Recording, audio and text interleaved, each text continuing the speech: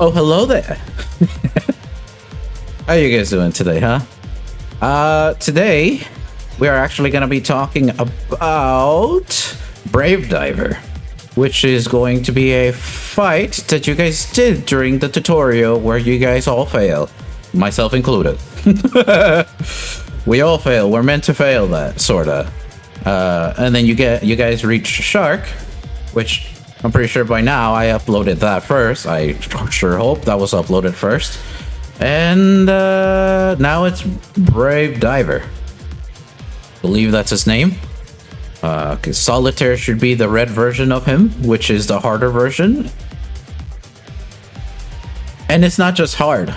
So the red versions actually end up doing different things than the regular versions, which is really cool. I love that about this game. But we're not talking about the red versions. That might be a different video. Holy, what a pain of a video that's gonna be. But let's get right into Brave Diver, shall we? All right, over by Brave Diver here. The most important thing to keep in mind is going to be that one phase where everything gets dark and then there's like colors everywhere. I know that sounds weird. I just said it gets dark, but how is there colors everywhere? If you've experienced Brave Diver, you will already know what I'm referring to. It's his caution face. You know, every boss has a caution face. That caution face is extremely dangerous. Until it isn't, you know. Until you're strong enough, you have your characters build, and then it won't be a problem. You know, you can just wipe the floors with these bosses. But with that in mind, how do these bosses work? Well, this one is a little bit more complicated. I'd say Brave Diver is a harder boss in general than maybe Shark. In my opinion, I think Shark is an easier boss. But I'm not too sure. They're 50-50. Every boss in this game is unique for me. So let's go and check it out. First and foremost, Brave Diver is actually going to attack you with your... He's gonna do a swing, I believe. He either swings first or he shoots first, but I believe he dashes at you first. He's gonna swing at you, so don't move. Just stay here, dodge. And here you can either stay here and parry that, or you could just move forward. And whatever character you have, you know, it really depends on your character. This is what I do. Let me restart that because I got hit, so you guys can see what exactly I do here. I dodge here just because with Anoki, she's very strict on not... oh, that's fine. Or else I kill him fast. You know what? It's whatever. It's fine. It'll help with the flow of battle. But yeah, I dodge that. Always make sure, I want to make this extremely clear, that part you don't want to dodge. You can dodge it, but I don't recommend it. I find it more worth parrying that attack. And it's not because of this phase, it's during his warning phase where I recommend that. Yeah, make sure you tag your support that does stuff first when it comes to that. I can cash out before I finish that combo, so let me cash out. Let me build that up again. Let me hit normally because if I was to press the same attack. So yeah, this is why I said this one's hard. He has a lot more timed attacks. That warning attack or whatever it was, you have to time it. The best way to time that is to listen. You can do it with visuals if you fought him like for a long time, but if you're just starting, I recommend you listen.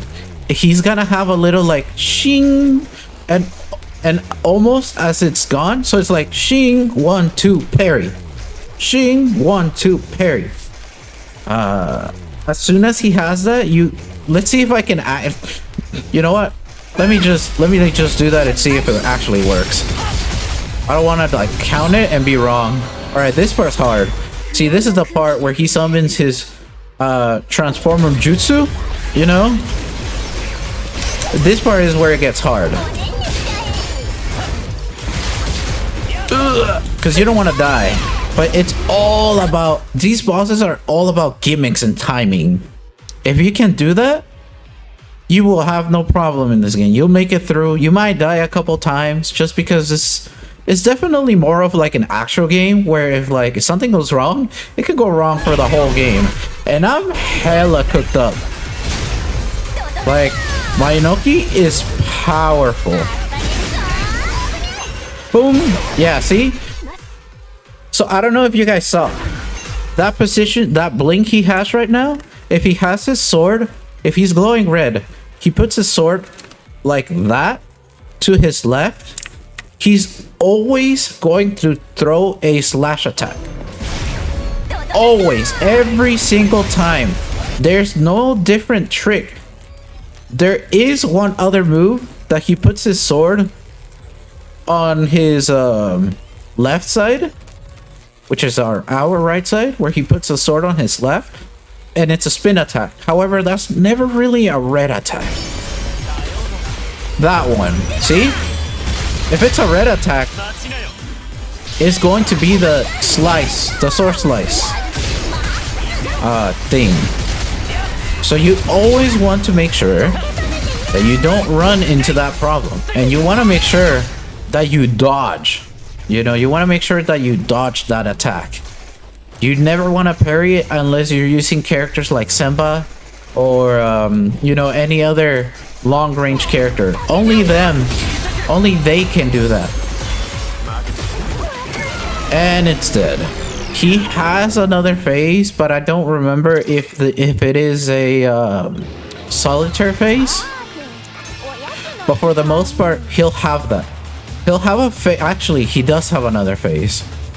He has a phase where where he makes that last long. There's gonna be a phase, and I still don't remember if it's solitaire.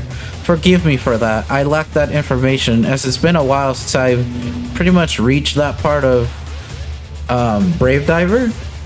But I believe there's a phase where his caution doesn't go away, and it's gonna be close to his last it might be on his last health bar.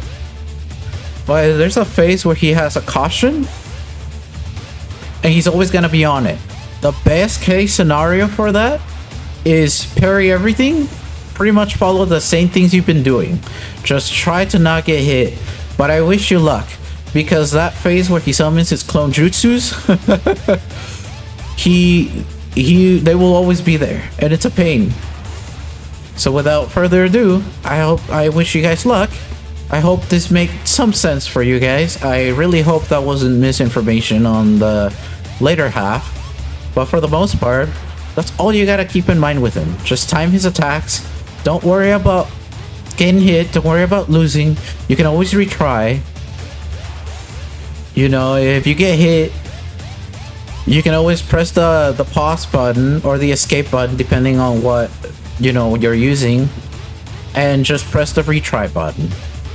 You're always welcome to do that, so you don't, or you could just die. You know, you could just always die, and it will tell you, do you want to retry or challenge again?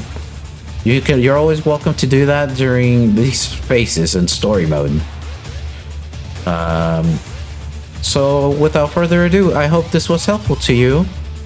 I sure hope that this really did help people make it through the game, because this is definitely a game, bro, and it's definitely worth experiencing for yourselves.